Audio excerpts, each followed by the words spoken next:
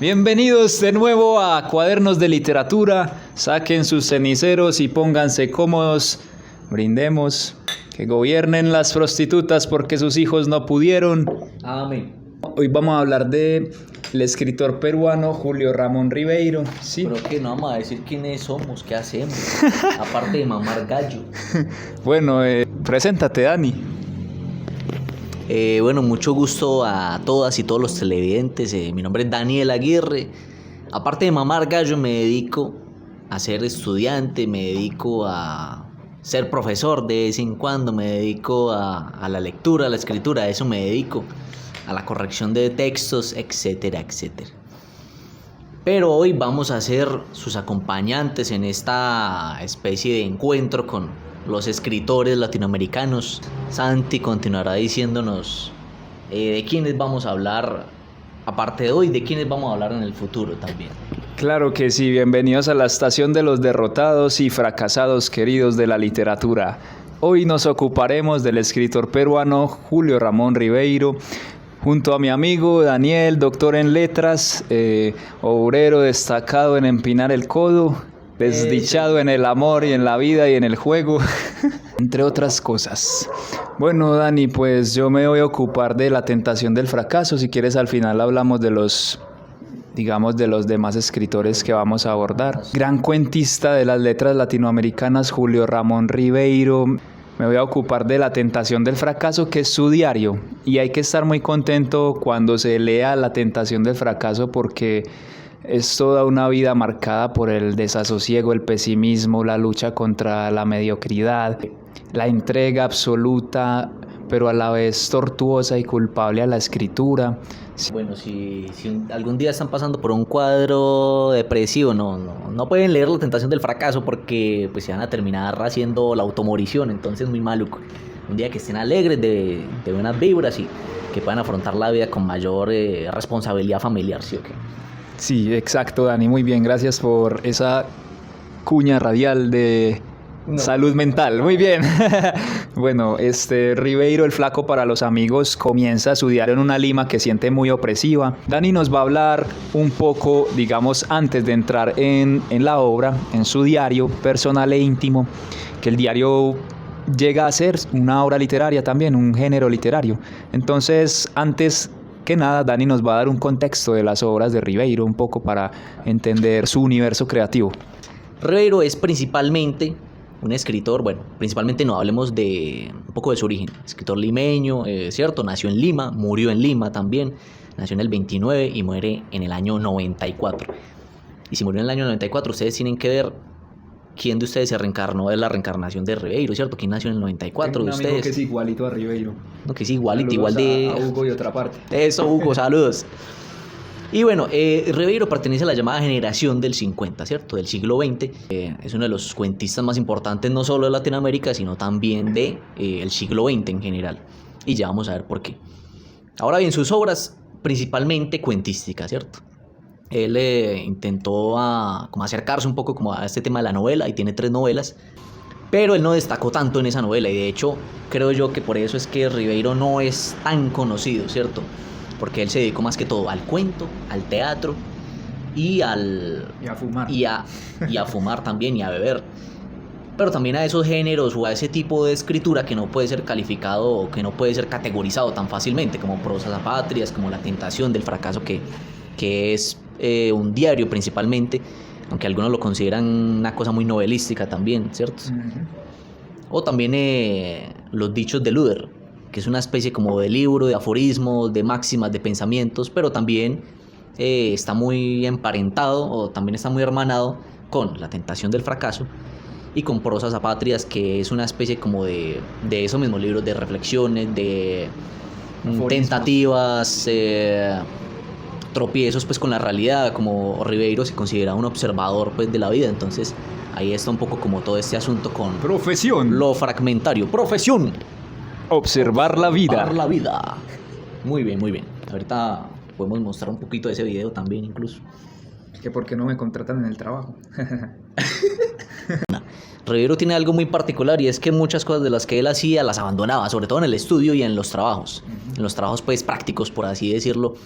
él empezó estudiando Derecho, abandona sus estudios en Lima y podríamos decirlo, se autoexilia en París, ¿cierto? Este tema del autoexilio es muy interesante porque muchos de sus cuentos va a tratar ese tema, un sudamericano en París, un sudamericano en Europa, y eso es parte de uno de sus temas. Lo otro es, bueno, como les dije, se autoexilia en París y su primer viaje lo realizó pues a través de una beca que es para preparar una tesis en literatura francesa que hizo en la destacada Universidad de la Sorbona, ¿cierto? Y bueno, ya allí abandona la tesis también. Este es un abandonador, si eso se puede decir, eso tiene un verbo, al igual como hizo como les dije, con sus estudios pues en Derecho. Además, tiene pues su puesto en la UNESCO como embajador del Perú. Fue miembro de la UNESCO en el 72. Y bueno, entonces ya dada esta muy pequeña biografía, incluso podemos agregar un poquito más de cosas ya pues después. Sí, en los diarios. Y vamos a empezar ya pues a mencionar un poco más los diarios que ya Santi aquí nos va a mencionar un poco más de ellos. Gracias, Dani. Bueno, en vez de abogado, su vocación fue la de ser, digamos, un vagabundo.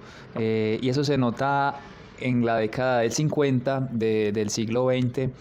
Él dice que carece de dote de jurista, que tiene ausencia absoluta de elocuencia, que es más bien un inútil, por decirlo así, para las cosas prácticas, ¿verdad? También por eso esa renuncia que dice Dani, eso de sentirse poco capaz para las cosas, siente que es un hombre perdido. Si se va la luz no puede cambiar el foco y más bien escribe sobre un hombre que vive en las penumbras, quizás. Él siempre está a la huida, ¿cierto?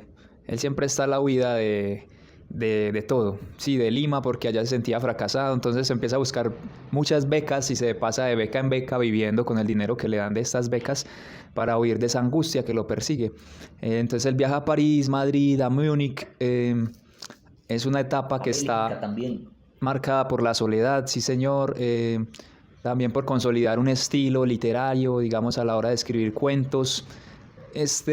Vive la bohemia en París. En el 53 escribe que su estómago vacío y sin un franco en el bolsillo, el cigarrillo es su único consuelo contra la miseria. Bueno, y allí, a pesar de vivir en las calles más reconocidas de París, a él le cuesta integrarse en la vida social, porque era uno de esos escritores como Julio Cortázar, que por la época estaba también allá. De hecho, hay una anécdota muy curiosa con ellos dos, que luego la voy a contar. Estaban en sociedad, pero preferían estar en sus casas escuchando un disco, tomándose un buen vino, en soledad. Sí. En Madrid, él dice que padece hambre, insomnio, pasa las noches caminando por las calles por falta de alojamiento. Entonces uno no logra saber cómo se siente más miserable leyendo esos diarios, si teniendo dinero, holgura económica, o siendo un pobre. Porque paradójicamente tener la beca y tener todo seguro lo hacía sentir muy incómodo. Entonces ahí empieza a escribir Crónica de San Gabriel, allí en Madrid. Y del 60 al 78 él vive en París, ¿cierto? Como se venía diciendo. Trabaja en el 61, se incorpora a la agencia France Press junto a Mario Vargas Llosa y Lucho Loaiza, ambos escritores peruanos, y ese trabajo le da una estabilidad económica, pero le resta ese tiempo que daba la bohemia, ¿cierto? Esa reflexión fina, ese observador ebrio del que hablaba Baudelaire, ese Flaner, Baudeleriano. Padecía entonces de una úlcera, de un cáncer en el estómago, entonces era muy desdichado porque le generaba muchos dolores. Creo que es en el 74 recibe noticias sobre la reaparición de su cáncer y él se condena a una muerte lenta. Y lo único que lo sostenía era ese matrimonio con Alida, su esposa, que para él fue como un seguro de vida que frenó su tendencia a la autodestrucción, a la bohemia desenfrenada, a pesar de que eso haya reducido su actividad literaria como él pensaba. Aunque era un actor pues febril, siempre estaba escribiendo, se consideraba menor porque no había escrito una gran novela, ¿cierto? Una novela como sus coterráneos peruanos o como sus compatriotas pues en Latinoamérica, que como ya sabemos los grandes agentes del boom se destacaban era por sus grandes novelas, no tanto por sus cuentos o por sus otros escritos en otros géneros. Así es. Entonces él era muy irónico, no solo en sus cuentos, también, digamos, representaba esa ironía del peruano contra los embates de periodísticos que lo consideraban menor por no escribir, como decía Dani, una gran novela como los del boom, y él mismo se consideraba menor frente a los otros escritores, sus amigos, Mario Vargas Llosa, Julio Cortázar, bueno, entre comillas, claro, porque ellos... ¿Es amigo Mario Vargas Llosa? De nadie, es un... No, mentiras, todo bien Vargas Llosa por allá. Es un godo de mierda. Y bueno, viviendo esas noches de miseria y hambre en Madrid, ya recordé, digamos que esa visión pesimista se marca mucho por estas épocas que lo llevan a tener varios oficios, y oficios que luego lo van a llevar a pensar historias que ocurrían en Lima sobre la pobreza, el hambre, los políticos, y de ahí sus grandes cuentos. Él era muy crítico, releía sus cuentos y no le gustaba. Esto lo lleva a reflexionar también sobre cómo el hambre condiciona el espíritu, y él decía que un hombre que no ha comido podrá difícilmente sentir la necesidad de ilustrarse o de hacer un oficio que implique pensar, ¿sí? Porque primero hay que alimentar el cuerpo, el estómago, ¿sí? Antes que el alma. Él se considera un hombre tímido, sus relaciones son fugaces, va a visitar prostíbulos, casas de prostitución, burdeles, etcétera. Como nos gusta llamarlos, lupanares. Los lupanares, así es. Pequeño guiño a Johnny Albino Arenas, para un próximo programa. De quien nos vamos a ocupar, el buen Johnny Albino, claro que sí. Bueno, y él solo podía ver la luz cuando ya estaba muy en el fondo, para poder salir a flote, sí. Era un hombre que se daba látigo todo el tiempo. También con una moralidad ahí que le salía muy limeña, ¿cierto? Dice que las ventajas de la castidad por ahí, sugiriendo como autocontrolarse, ¿cierto? Crea una tensión interior provechosa para la literatura. Es decir, hacer casi como un celibato literario podía llevarlo a una especie de iluminación, ¿sí? De ese talante era su moralidad como con esto. ¿Quieres agregar algo, Dani, mi hermano? Bueno, sí, quería como mencionar una de esas pequeñas curiosidades pues, del autor. El autor desconfiaba mucho de algunas de sus obras, principalmente de sus novelas, pero consideraba que, por ejemplo, Silvio en El Rosedal era como uno de sus grandes cuentos, ¿cierto? Como uno de sus cuentos más representativos, solo para fumadores también. Y hay una cosa con Ribeiro, y es que no podríamos llamarlo literatura autobiográfica, pero realmente sí, él sí bebe mucho de su propia experiencia, de su propio estar en el mundo, ¿cierto? Ahora bien, hay una cosa, y es que en alguna entrevista que le hicieron a Ribeiro, muy flaquito ya por su enfermedad y la vaina, a él le dicen, bueno, maestro, ¿cuál podría ser el carácter ribeiriano, pues, como de sus cuentos? ¿Cuál sería como esa especie como de poética, como de constante, ¿cierto?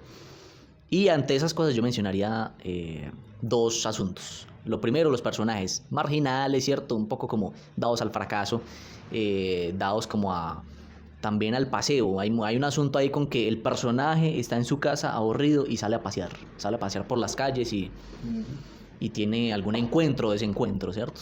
Así es. Y otro asunto es que estando con Echenique en una obra de teatro del propio Ribeiro, la obra de teatro, que por cierto las obras de teatro de él son una cosa como muy retórica, como muy discursiva, no es una cosa muy de la acción, y por eso es un poco como complicado llevarlo a las tablas, o no es tan atractivo llevar una de las obras de teatro de Ribeiro a las tablas. Pero en fin, estando con Echenique, su compañero le dice, ve, esta obra está como un poco como tropezada, como que no va muy bien, ¿cierto? Y él dijo, esto es una cosa ribeiriana, o sea, algo que se está como tropezando, como que va fracasando, como algo que no va funcionando muy bien. Y bueno, quería pues como mencionar ese pequeño desencuentro, por decirlo así, con su compatriota Bryce Echenique. No, y así por el estilo hay otras anécdotas con el propio Vargas Llosa, el cual se distancia por cuestiones políticas, ¿cierto? Porque Ribeiro nunca se compromete políticamente, y para él eso ya es comprometerse demasiado. En una época en que todo el mundo se comprometía, él decidió no hacerlo, ¿sí? Él se autodefinía como un nervioso pasivo, un tipo de personalidad, digamos, que le permitía escribir estos diarios íntimos con total naturalidad, como una obra literaria más, ¿cierto? Entonces también hay una anécdota con Julio Cortázar. Es muy curiosa porque ellos se conocían, se habían visto en periódicos, diarios, y en París van caminando y se cruzan uno frente al otro. pero como los dos eran muy tímidos, ninguno decidió ir a saludar al otro, ¿cierto? Entonces él cuenta esa anécdota en sus diarios. Eso aquí en Colombia tiene un nombre. ¿Cómo se llama eso acá? Ah, huevones, la verdad. Sí, sí. Yo diría que este diario es una de sus obras maestras porque ya en Fidencias y Amistades, el Círculo de París, en su apartamento cerca al parque principal de París, Ribeiro recibía amigos y autores en veladas donde se dedicaban a fumar y a beber vino. Y a hablar. Hablemos de infidencias etílicas, Dani. Él decía que no entraba en discusión con nadie porque entrar en una discusión ya es admitir por anticipado, decía, que tu contrincante puede tener razón. Y mantenía una relación de respeto, digamos, y de distancia con grandes figuras del boom. Como ya lo dijimos, Mario Vargas Llosa, trabajaron juntos en la agencia France Press, como ya se dijo. Como traductor, etcétera. Y aunque lo admiraba, ¿cierto? Su relación se tensó por motivos políticos. En el 90 Ribeiro se nega a apoyar a la candidatura a la presidencia de Vargas Llosa. Con Octavio Paz también recuerda una anécdota violenta entre ambos, entre Paseiro y Paz y Octavio Paz, en una galería de arte donde se insultan y se van a los golpes, mordiscos inclusive hubo. Sí, ¿Quién mordió a quién? Además que Octavio pasa en una nalga al otro. Bueno, en sus cuentos no solo escribe sobre la marginalidad en Lima, sino que también la vive, más que nada en Europa. Fue conserje, tenía miedo al patrón, sí, fue conserje en un edificio en París, y yo creo que de ahí se inspira siendo conserje para escribir Gallinazos sin plumas, porque él no tenía trabajo y él le tocaba ir a llenar unas canecas de agua de un lugar a otro. Entonces yo creo que él alimenta ahí las relaciones de poder entre patrón y empleado, y entre este viejo que, digamos, sus nietos, son sus nietos quienes tienen que ir y llenar todas estas canecas para alimentar a los cerdos, y luego ellos furiosos hacen este acto terrible de sacrificar al abuelo, ¿cierto? Y bueno, él le tocó reciclar, recoger también, vender periódicos y botellas de vidrio para poder hacerse un dinero también para comer. Que no fue Ribeiro, tenía hasta porte de plomero. En el periódico le ponen una amonestación por estar leyendo En busca del tiempo perdido, de Proust, en horas de oficina, en horas de su trabajo. Yo creo que un atormentado por el deseo sexual, por la culpa de estar fumando todo el tiempo y no poder dejarlo. Y bueno, Dani nos va a compartir acá un par de fragmentos. Iluminadores. Yo creo que este es uno de esos escritores iluminados, en el sentido más mundano de la palabra. Bueno, mi sugerencia es: aquel que se quiera volver escritora o escritor, por favor, lea a Ribeiro, lea La tentación del fracaso, lea sus cuentos, porque es una escuela de formación, creo yo. Ahora bien, para mí es un escritor más bien nuevo. La verdad lo conocí el año pasado y hasta ahora pues estoy como aproximándome a sus obras. Y el último cuento que leí que me dejó gratamente impresionado es Los cautivos, que yo, como lo ven ahí, lo tengo en esta edición de Espasa Calpe. No es la mejor edición de Ribeiro, la verdad. Incluso si se ponen a ver, aquí en la contraportada dice que Ribeiro es considerado uno de los más brillantes cuentistas germanos. ¿Qué? ¿Cómo así que germanos? Espasa Calpe. Pues, están orinando fuera del tiesto. Explicación los de Espasa. Y bueno, este librito pues no tiene ni prólogo ni estudio preliminar, nada. Simplemente son 7 cuentos. Tiene, por ejemplo, Silvio en el Rosedal, que es uno de sus grandes cuentos. Los cautivos, que les voy a leer un pedacito. Nada que hacer, Monsieur Baruch, que es... Todos son cuentos. Por lo menos Los cautivos y Nada que hacer, Monsieur Baruch, suceden en Europa, ¿cierto? Uno sucede en Frankfurt y Monsieur Baruch sucede en París, justamente un personaje de estos erráticos que él describe. Les quiero leer un pedacito pues de Los cautivos, que cuando lo lean van a saber quiénes son esos cautivos, ¿cierto? Leo el primer parrafito. Era lo último que podía esperar. Vivir en esa pensión burguesa de las afueras de Frankfurt, en ese barrio industrial rodeado de chimeneas, de tranvías y de gente atareada, madrugadora, eficiente, que ponía al descubierto con su ajetreo mi pereza y mi inutilidad. Una pensión de gente de paso, además. Vendedores ansiáticos, propagandistas circunspectos de algún turbio producto que no asomaban nunca en pijama por los corredores, incapaces de interesarse por ese pensionista exótico que erraba resbalándose por el linoleum inmaculado, inseguro de sí, pensando disparates, triste en el fondo, como un camello extraviado en el continente polar. La verdad es que yo no estaba ocioso.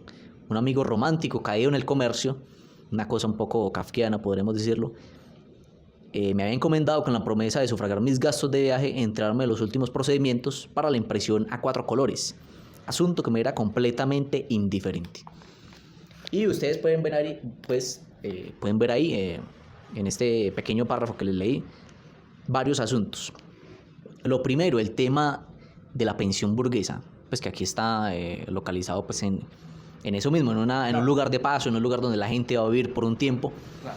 Pero el tema de la burguesía también, en Ribeiro está mucho este asunto de, volviendo al Perú, la aristocracia peruana, que se va como decantando en una especie como de burguesía decadente, sí, por así decirlo. Claro. Y también en Ribeiro hay una transición o hay una tensión, por así decirlo, entre lo que era la literatura indigenista, que estaba muy en boga en Latinoamérica, con, por ejemplo, Arguedas, Miguel Ángel Asturias. Y Ribeiro ya empieza a vislumbrar o a tratar fuertemente el tema del urbano, ¿cierto? El urbano en el Perú, el urbano en el exilio, en este caso en París, o en este pedacito de cuento que les leí, que es en Frankfurt, ¿cierto? En fin, Los Cautivos, muy resumidamente, se ven spoilers, por cierto. El tema es un tipo sudamericano, peruano, que vive en esta pensión de Frankfurt y se vuelve una especie como de amistad con el pensionista que es un tipo que está obsesionado con el estudio de los pájaros, con ornitología, correcto.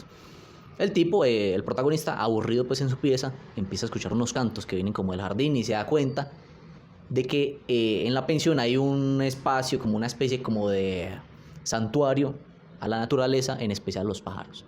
Y hay varias pajareras pues en ese lugar. Y es una cosa como un poco como un encuentro afortunado que hace el protagonista, se dirige allí y ahí está el pensionista cuidando a estos pajaritos que él dice, es que estos pajaritos son como mis príncipes. Uh-huh. El protagonista le dice, estos pájaros son como príncipes tuyos porque usted los cuida, usted los alimenta, cuando llega el invierno los acobija, les da cobijo, etc. Y el pensionista, que es un alemán obviamente, le dice, sí, pero es que son como príncipes cautivos, son personas que están a merced mía, ¿cierto?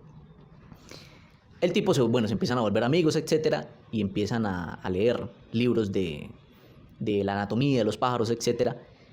Y se da cuenta que por ese trabajo que tiene el protagonista, en el que no tiene ningún interés, guiño ahí a la vida pues misma de Ribeiro, le toca irse a la pensión y hace un descubrimiento al final del cuento que es como, si mencionamos un poco a Cortázar, es el punchline, el knockout pues que hace el cuento.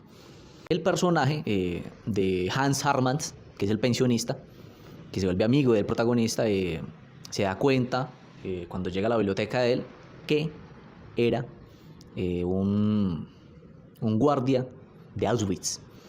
Entonces, claro, se crea esta analogía entre los pájaros, los prisioneros, en la época pues, del nazismo, del fascismo, etc. El cuento termina así, vamos a leer un poco el final. Vi entonces sobre el secante verde una historia de la Segunda Guerra Mundial. Desde que llega a ese punto final, el pensionista ya siente desconfianza pues, por el protagonista y dice así: vi entonces sobre el secante verde una historia de la Segunda Guerra Mundial, entre cuyas páginas cerradas sobresalía la punta de un cartón satinado. Por curiosidad abrí el libro y se deslizó la fotografía de un oficial en uniforme, fornido, sonriente, que armado de un fusil montaba guardia delante de una alambrada, que muy bien podía corresponder a una pajarera gigante. Ahí se crea la analogía con los pájaros pues, en el jardín de la pensión. Volteando la foto para mirar el reverso, leí: Hans Hartmann, 1942, Auschwitz. Desde el jardín llegó el canto penetrante de un tordo. Asomándome a la ventana vi al carcelero. Ya no le dice el especialista pues, en pájaros, sino carcelero, inclinado en el anochecer ante una jaula, dialogando amorosamente con uno de sus cautivos. Este cuento de Ribeiro lo terminó en París en el 71 y es uno de, como ya dijimos, de esos cuentos que suceden en Europa, ¿cierto? Un sudamericano que está viviendo su autoexilio en Europa y teniendo allí pues sus encuentros y desencuentros, etc. Bueno, Dani, cuéntanos un poco sobre Solo para Fumadores si quieres. Creo que siempre andaba con una cajetilla de cigarrillos. Ribeiro, de hecho, cuando muere en el 94,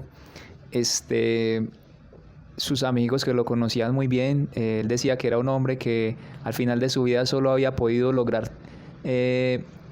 un cúmulo de enigmas en sus relatos, en sus cuentos, que nunca había tenido una sola certeza en su vida. Y sus amigos, conociéndolo bien, al lado de su tumba ponen una botella de vino y una cajetilla de cigarrillos. Y es un hombre que simplemente toda la vida pasa fumando, reflexionando en torno a hasta dejar de fumar, pero nunca lo consigue. Pero va más allá, es como ese deseo intrínseco de fugarse también de la realidad, de escaparse como el humo, volverse humo también, llegar a volverse humo. Y así como muchos bebían para inspirarse, muchísimos. Que él también lo hacía. Se ponía a la máquina y empezaba a tomar vino, coñac. Y exacto, digamos era una especie como de, así como para estimular la gramática pues que tenía que producir. Y él decía, bueno, esto para mí no es como algo tan malo. O sea, casi todos los escritores han tenido su infortunio con el alcohol, y menciona varios como a Hemingway, ¿cierto? Edgar Allan Poe, etc. Tiene un decálogo también. Decálogo también, sí. Decálogo de cuentista. Ribeiro tiene un decálogo de cuentistas muy ameno, muy agradable para que vayan y lo lean. Y la invitación es, digamos, a leer a Ribeiro, ¿cierto? A que conozcan a Ribeiro, a que se metan en ese entramado de esos mundos que crea con su literatura, vayan a sus cuentos, y se den cuenta por ustedes mismos el gran escritor que era Julio Ramón Ribeiro. Van a ver con sus cuentos que él era un cuentista de corte muy clásico, ¿cierto? Él leyó mucho a Stendhal, a Chekhov, a Maupassant. Y él tenía un asunto ahí, es que el cuento es para contar, ¿cierto? Es para dar una historia, para tener una trama bien articulada, no tanto para el experimento, ¿cierto? Él no era tanto de experimentar. Él sí innovó bastante en la narrativa, pero él no era tanto de malabares con las palabras. Y él de hecho decía, escuché alguna vez a un amigo, dijo como que bueno, si un escritor quiere experimentar, que lo haga en la poesía, que lo haga en las novelas. En el cuento no me experimente, en el cuento écheme el cuento, ¿sí me entiende? Como écheme la historia. Y van a ver que, como les digo, era de un corte muy clásico, ¿cierto? Como del final inesperado, de los personajes que en ese corto espacio de la narrativa breve se logran desarrollar hasta sus últimas consecuencias, ¿cierto? Y es, como ya hemos dicho, este tema con lo marginal, con el fracaso, con este tema como de personajes derrotados pues, en la vida. Bueno, gracias doctor en letras, ha sido doctor en mamargallo, mamagallista profesional. Los esperamos en una nueva emisión de Cuadernos de Literatura. Este espacio de la editorial El Corzo Blanco para, digamos, compartir obras y autores con amigos. Gracias, Dani. Nos vemos dentro de... Nos vemos en una próxima. En el futuro etéreo del internet dentro de 8 días. Gracias.